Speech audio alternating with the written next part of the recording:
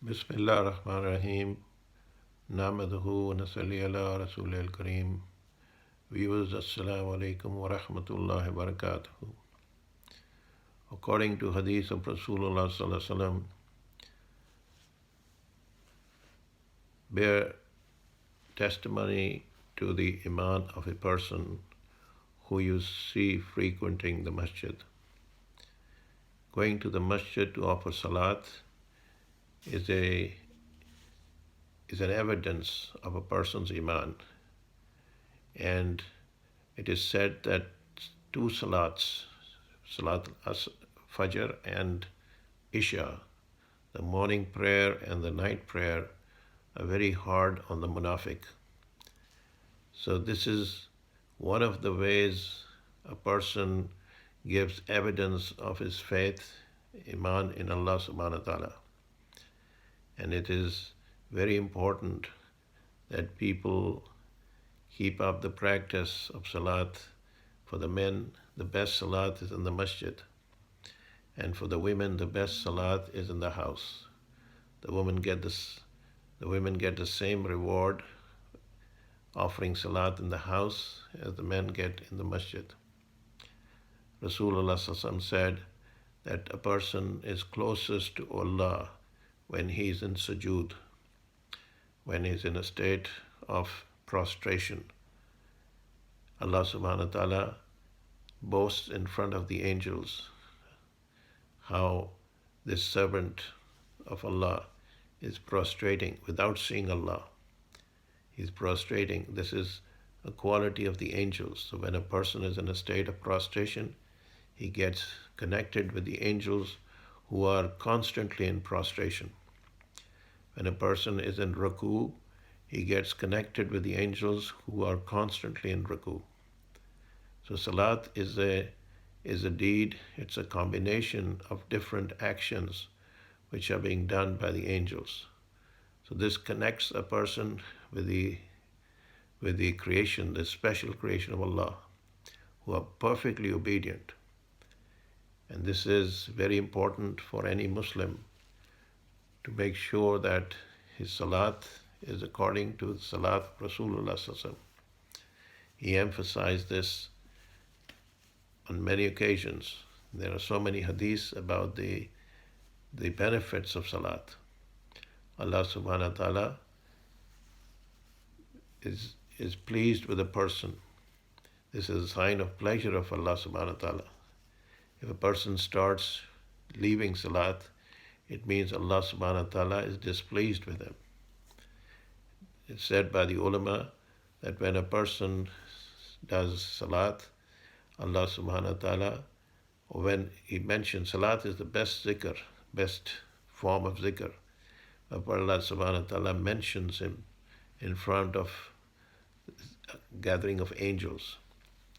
When a person remembers Allah, Allah also remembers him. When he remembers him in a gathering, Allah remembers him in a gathering of a better gathering, gathering of angels. And it is said according to hadith of Rasulullah sallallahu alaihi wasallam, angels go and visit the earth. They go looking for people who are remembering Allah subhanahu wa ta'ala.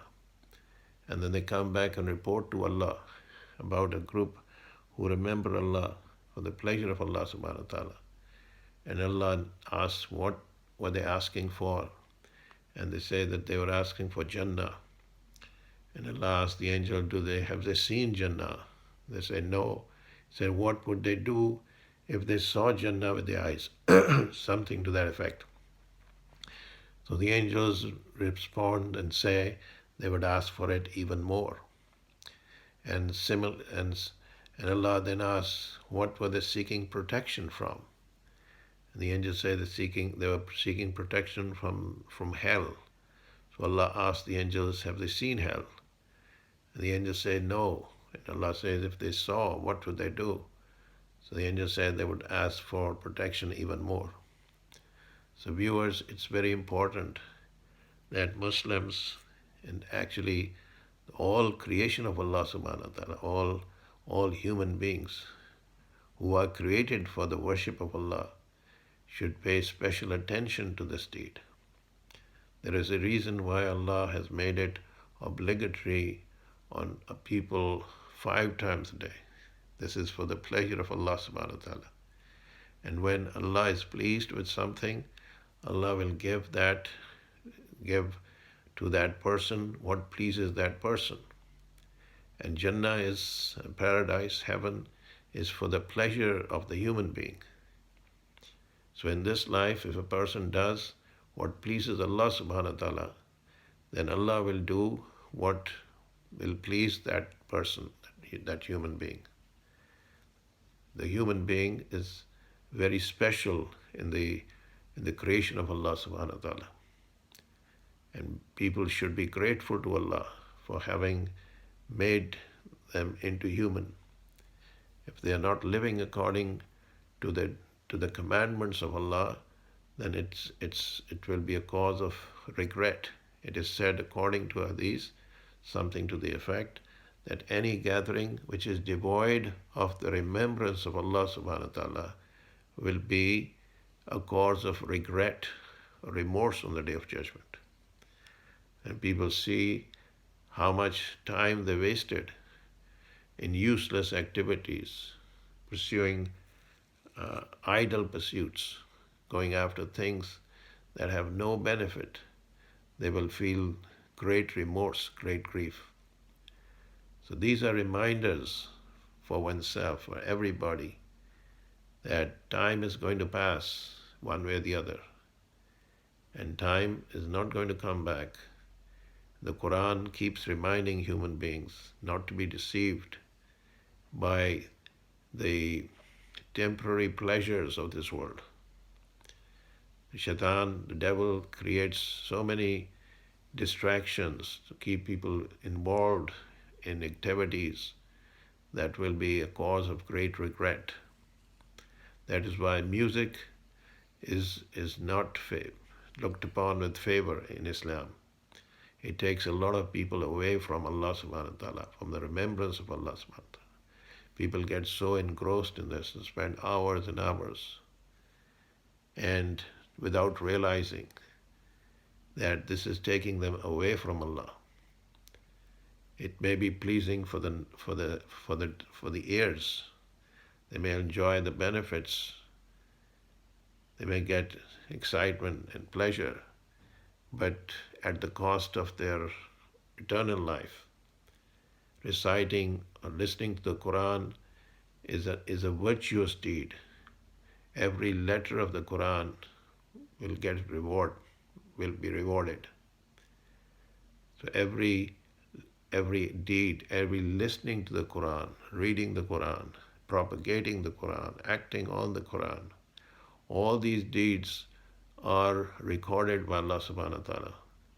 And all these deeds will be rewarded.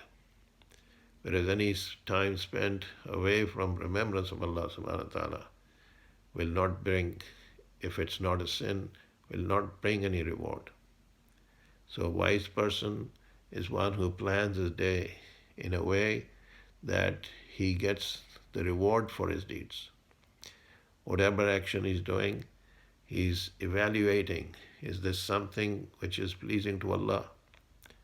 Or is it something which is displeasing to Allah?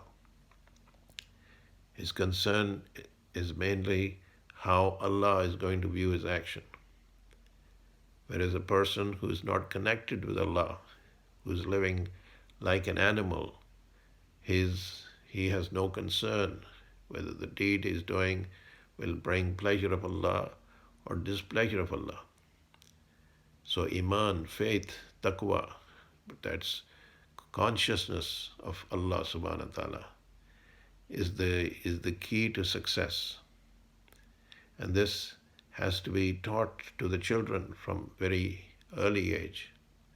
Children are not going to learn Iman in the environment of the educational system that the world has produced. The educational system that people go through on a daily basis does not teach them the greatness of Allah subhanahu wa ta'ala. There is no talk of Allah. There is no mention of how great Allah is. What's mentioned is the greatness of people, the greatness of wealth, the greatness of material things. And this keeps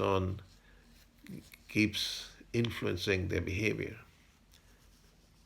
They have no idea that these things have no value in the sight of Allah subhanahu wa ta'ala.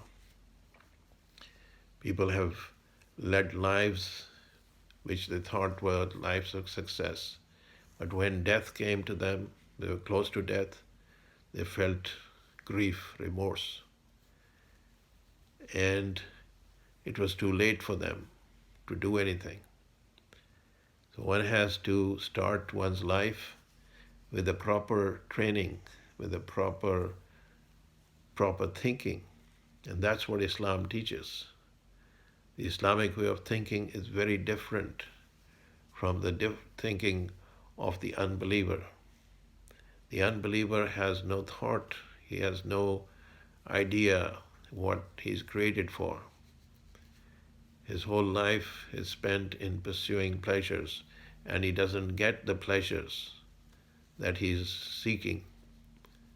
And even if he gets the pleasures, he knows that with age, everything is diminishing. So Allah subhanahu wa ta'ala keeps reminding him that this life is not a life of permanence. It's going to end. And one has to keep the focus on the life which is coming, which will never end. That salat is one way to keep reminding a person. Rasulullah sallallahu alaihi wasallam stressed this importance. Even when he was sick, he came to the masjid, to the mosque, with the help of companions, to teach the ummah that this deed is very essential. And millions of Muslims have left this, thinking it is not necessary, that it has nothing to do with success. Because they are thinking of success of this life. And they have no thought that this deed is the one that Allah subhanahu wa ta'ala gave to Rasulullah sallallahu alaihi wasallam when he called him up to the heaven on his journey, the Miraj. He gave this, all the deeds were given to him on the ground. But this one is so special that he called him up and he gave him this gift for this ummah. And the ulama say that in the beginning it was 50 salats. That means, just imagine praying 50 times in a day. How much time would be left for the other things? But Allah subhanahu wa ta'ala, to stress the importance, he was going to reduce it, but to stress the importance of this act, he gave this amal, this deed to Rasulullah sallallahu alaihi wasallam 50 times a day for the ummah. And we know from the hadith that how the numbers were decreased from 50 and brought down to 5. And it is said that Rasulullah sallallahu alaihi wasallam did not go up to Allah to get it reduced further, for the fear that if Allah reduced it, He made it 0, his ummah will suffer. They will lose a very big benefit. So Allah subhanahu wa ta'ala gave this deed to the ummah of Rasulullah sallallahu alaihi wasallam and said that if they pray 5 times a day, they will get the reward of 50 salats. So this is just to show how valuable this deed is compared to other things that people do. So 50 times a day, if the requirement was, then there would not be much time left for other activities. So Allah subhanahu wa ta'ala has given a combination of deeds that need to be done. So Allah subhanahu wa ta'ala put the human being, gave him 24 hours, and in 24 hours he has to manage his time in such a way that he has to sleep, he has to eat, he has to work, he has to take care of his responsibilities, and he has to perform salat. So it's a very busy schedule. Allah has left no time for useless activities. It is surprising that people find hobbies and do things not realizing that this is time very valuable. It's not to be spent on playing games and walking and traveling around the world and going on the beach and just hundreds of different activities. People take to activities, painting, singing, music. Allah knows how many different activities people have found out. These are all from the shaitan to waste people's time. Allah has given a very busy schedule. After all one's deeds, after all one's responsibilities, there's very little time left if a person uses his time properly. Many people go into retirement. And now that means there's not much time left in their life. One would devote more time to this activity of salat, reading the Quran. All these deeds are rewarded by Allah. There's going to be a reward for this. But if a person takes to activities other than that, even if they're not sins, there is no reward for that. So a person knows that his time is valuable. If you go to a professional, a doctor, a lawyer, and you start talking about things, uh, other things that have nothing to do with his job, he's not going to spend any time because his time is money. He knows that he has to see patients and he just cannot discuss politics and other things because if he spends his time in doing that, he's not going to be making money. So it's the same idea. A person in this world knows that time is money. He has to convert his time into wealth. So Allah subhanahu wa ta'ala has given an example of that in this life. That a person has to convert his time into deeds of the akhirah. The currency of this world is dollars and rupees or pounds or whatever. But the currency of the next world is deeds. The currency, the dollars and rupees of this world are not going to be of any help. So what's going to help in the person when he's in the grave is the deeds, his salat, his fasting, his zakat, his sadaqah. The things that he did for the pleasure of Allah subhanahu wa ta'ala. When a person is put in the grave, then all these deeds will come to protect him from the tortures, from the suffering in the grave.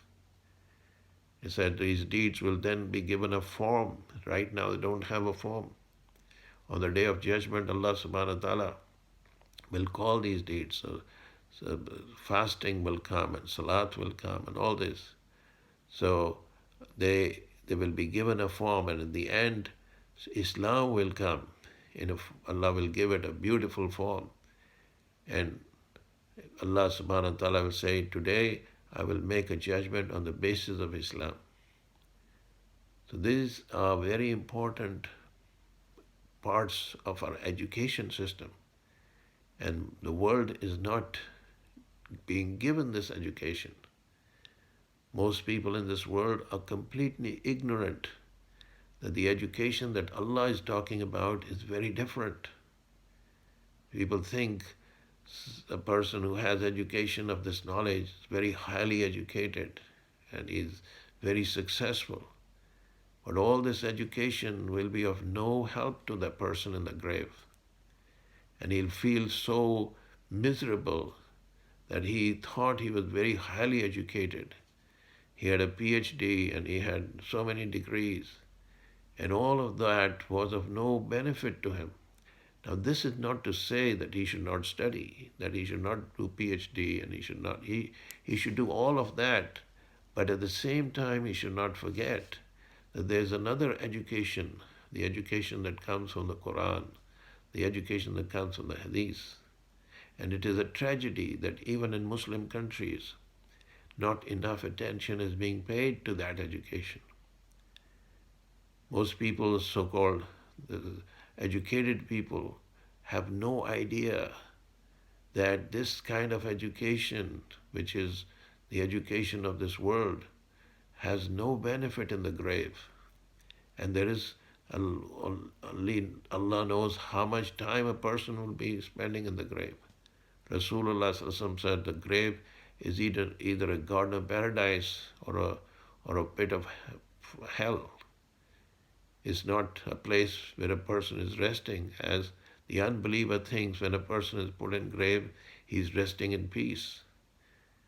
The person is not, this is the first stage in the akhirah. If this stage is good, then the other stage will be good. So the akhirah is not millions of years away. The akhirah, according to the hadith of Rasulullah, is closer to you than your shoelace. A person may be alive in the morning and he may be in the grave in the evening. This is how close is the akhirah. How many times we hear people, they were okay in the morning, they got up, and then before the day was over, they were gone. People don't realize that akhirah is not very far. So we ask Allah subhanahu wa ta'ala to give us the understanding of reality. Wa akhirat dawana in alhamdulillah rabbil alameen.